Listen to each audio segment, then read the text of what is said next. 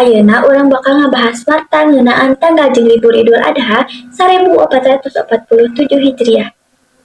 Pemerintah Republik Indonesia mengumumkan tanggal libur nasional jeung cuti bersama dikeun Hari Raya Idul Adha 1447 Hijriah.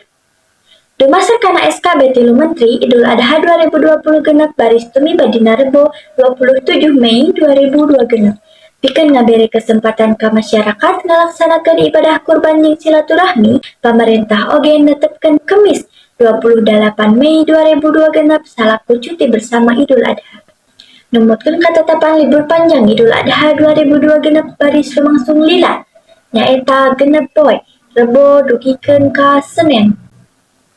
Penetapan tanggal geus disetujui ku pamarentah PBNU jeung PP Muhammadiyah sangkan palaksanana serentak awal Julhijjah 1447 Hijriah. Tumiba dina Senen 18 Mei 2020. Kitu warta ngeunaan tanggal jeung libur Idul Adha 2002 genep mugia informasina mangfaat pikeun nyiapkeun ibadah kurban, agenda kulawarga jeung rencana liburan. Hatur nuhun.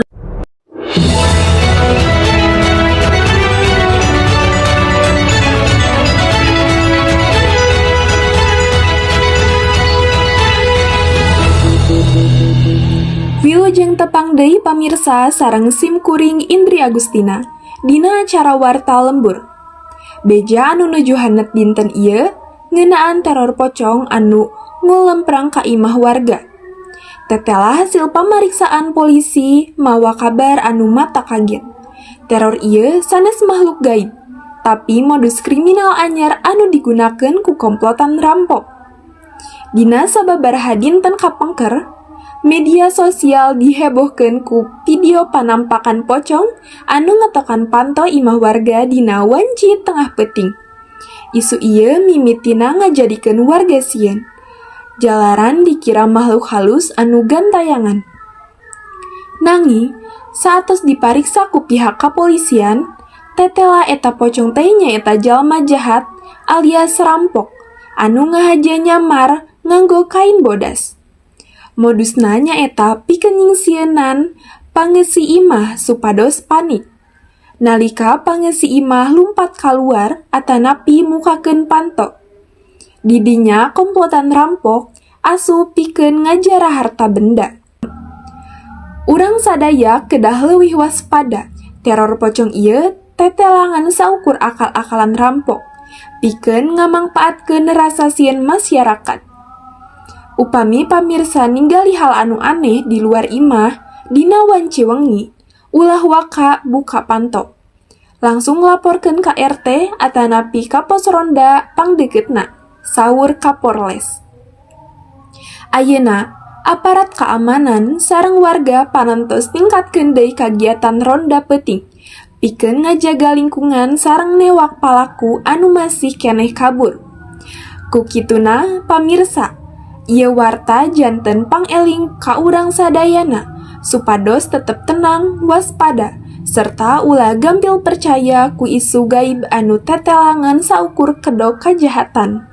Rupina sakitu warta anu tiasa kasanggakeun dina dinten ieu. Simkuring Indri Agustina, amit mundur. Hatur nuhun, wilujeng kantun.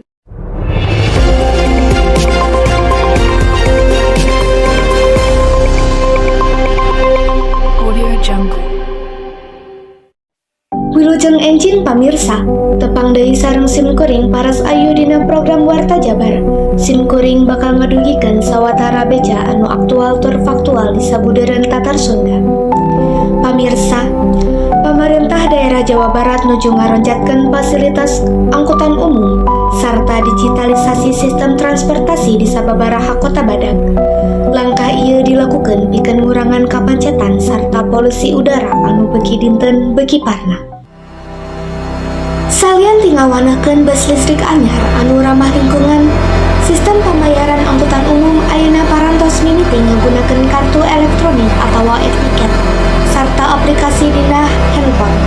Ku ayeuna ieu sistem digital, masyarakat teu kedah ngantri lami deui pikeun mesar tiket sarta jadwal mangkatna angkutan oge tiasa dipantau secara langsung atawa real time.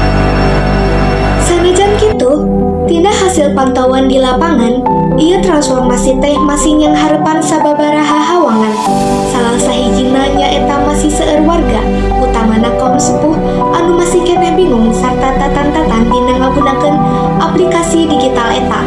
Pamarentah diwajibkeun pikeun terus ngayakeun sosialisasi sangkan ieu fasilitas teh biasa dirasakeun manfaatna ku sakumna lapisan masyarakat.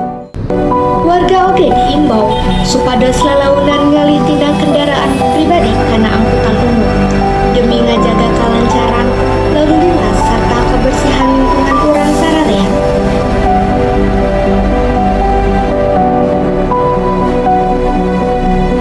Pamirsa, sakitu warta umum anu tiasa didugikeun dina dinten ayeuna. Sim kuring paras ayu sareng sadaya kru anu kagungan pancen amit mungkur hatur nuhun kana perhatosanana wilujeng tepang deui dina warta salajengna. Hurip Sunda.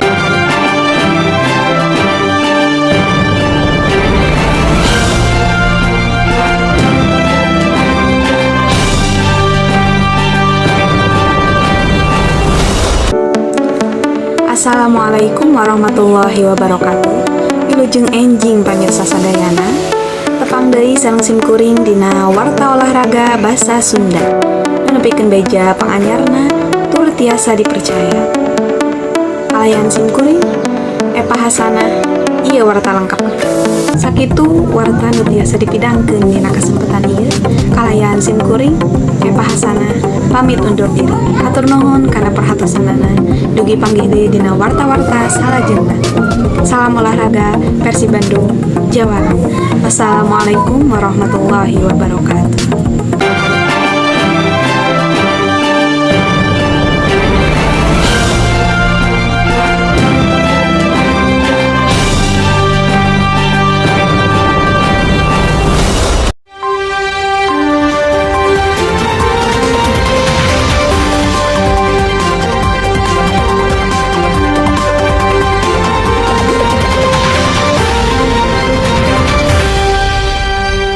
Wilujeng anjing para pamirsa tepang deui sareng abdi Dwi Putri Handayani dina acara warta dinten ieu.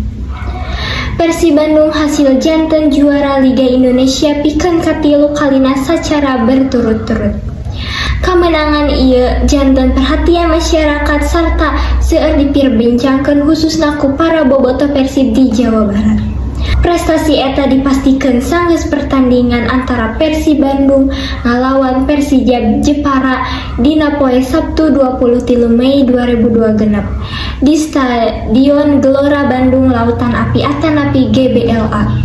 Dina pertandingan eta Persib hasil main imbang kalayan skor 0-0. Sanaos kitu, hasil eta parantos cekap pikeun mastikeun Persib janten juara Liga Indonesia musim tahun ieu. Persib tiasa ngahontar gelar juara. Kitu warta dinten ieu, hatur nuhun atos ngaregepkeun dugi katepang deui dina warta salajengna.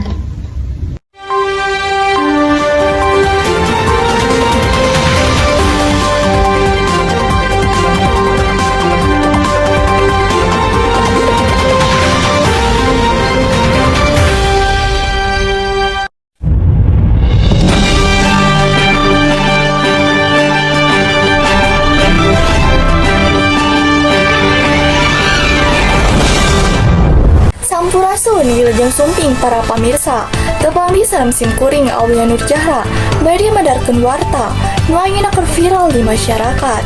Akhir-akhir ieu media sosial rame ku semabarna hiji video nu nembongkeun sosok siga pocong keur lumpat di hiji gang di wilayah Depok.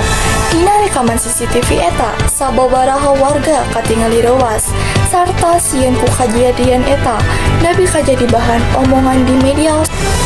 Ukituna urang sadaya dikahareup leuwih taliti dina narima jeung nyebarkeun informasi sangkan teu gampang kabawa ku hal nu can kabuktian. Sakitu warta anu tiasa dipidangkeun ku sim kuring dinten ieu hatur nuhun kana pahartosanana. Mugia informasi ieu tiasa nambahan wawasan kanggo urang sadaya. Sim kuring Aulia Nur Jahra pamit undur diri. Dugi katepang deui dina warta salajengna. Hatur nuhun.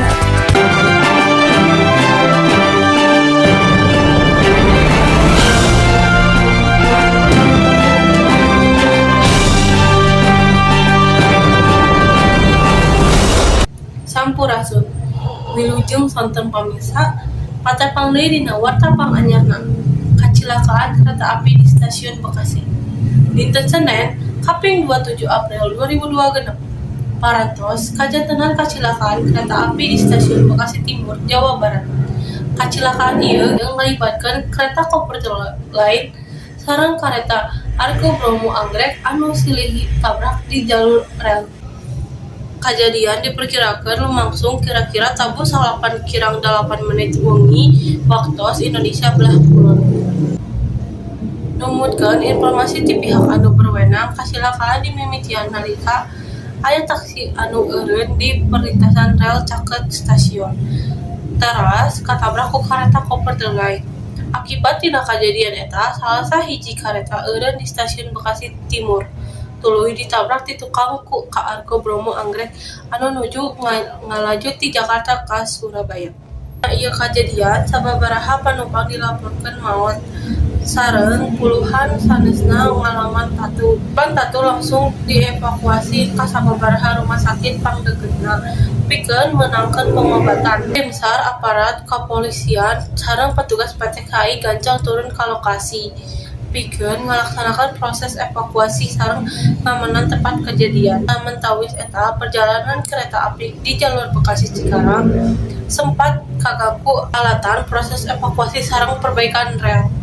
Pihak KNKT sareng aparat Patali ayeuna masih ngalaksanakan panalungtikan pikeun mastikeun penyebab utama kacilakaan. Kitu warta anu tiasa disanggahkeun dina kasempatan ieu. Mugia para korban dipasihan keselamatan sareng keluarga anu kenging musibah dipasihan kesabaran. Hatur nuhun kana perhatosanana. Wilujeng sonten.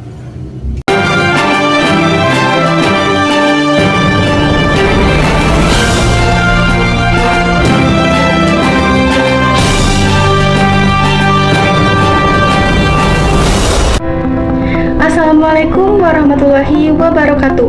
Wilujeng enjing pamirsa tepang desar abdi Alfujanti Putri dina warta lembur. Aya warta sanet awal tahun 2026 ieu ngeunaan musibah caah anu ngaranjang wilayah Kabupaten Bekasi.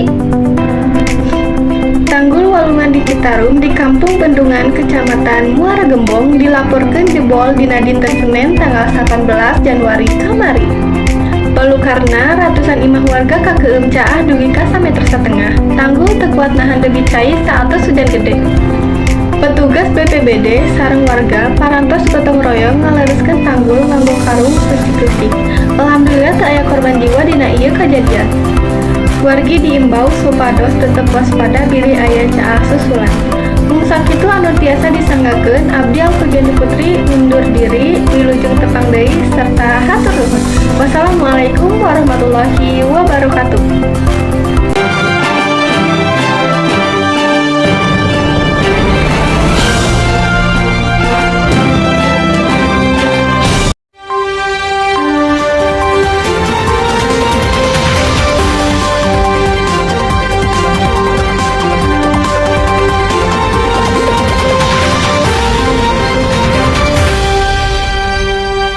Assalamualaikum warahmatullahi wabarakatuh.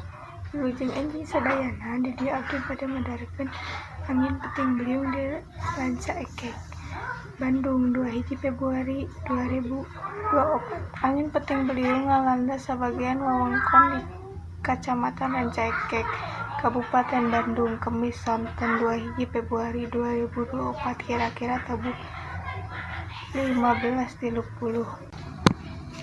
Kajadian uyuk-uyuk nalika hujan gede dibarengan angin ribut ngalanda wewengkon eta. Angin anu kencang ngahuruy nyababkeun sababaraha hatap imah warga kabur, tangkal tumbang, jeung baliho di sisi jalan ambruk. Dumasar data sementara ti BPBD Kabupaten Bandung sahenteuna 15 imah di Desa Ranca Ekek Kencana jeung Desa Boyongloa ngalaman karusakan hampa nepi ka sedeng. Alhamdulillah tak aya korban jiwa, tapi sababaraha warga tangtu hampa lantaran katimpa material bangunan. Warga bareng jeung petugas BPBD TNI Polri langsung gotong royong ngebersihkeun puing jeung motong tangkal tumbang anu nutup jalan. bantuan seperti tarup kadaharan jeung pertengkapan darurat oge geus disalurkeun ka warga anu kapangaruhan. Camat Ranca Ekek ngahimbau warga supados tetep waspada sabab BMKG ngaramalkeun cuaca ekstrem masih keneh berpotensi langsung dina sababaraha poe ka hareup warga dipenta langsung ngalaporkeun lamun aya karuksakan atawa bahaya di lingkunganana. Sakitu wae nu dipiatur. Wassalamualaikum warahmatullahi wabarakatuh. Assalamualaikum warahmatullahi wabarakatuh. Tepangkeun Ustaz Abdi Ikram Abdul Rasid di kelas 11 genep di acara TV Warta Lalu Lintas. Dinten Senin kamari aya kecelakaan mobil di wewengkon Paslon. Hiji mobil warna hideung nabrak pagar imah warga sanggeus supirna leungit kandali. Kajadian eta nyebabkeun jalan sempat macet sababaraha menit. Numutkeun keterangan warga sabeudereun, mobil eta ngajalankeun kalayan gancang samemeh tungtung nabrak. Untungna teu aya korban jiwa dina ieu kajadian, tapi mobil jeung pagar imah ngalaman karusakan cukup parna. Polisi langsung datang ka lokasi pikeun ngalakukeun panulung tikan sarta ngatur lalu lintas supaya keayaan balik lancar. Warga dihimbau supaya salawas nah hati-hati nalika nyetir jeung nurut ka aturan lalu lintas. Sakieu warta ti acara TV Warta Lalu Lintas. Assalamualaikum warahmatullahi wabarakatuh.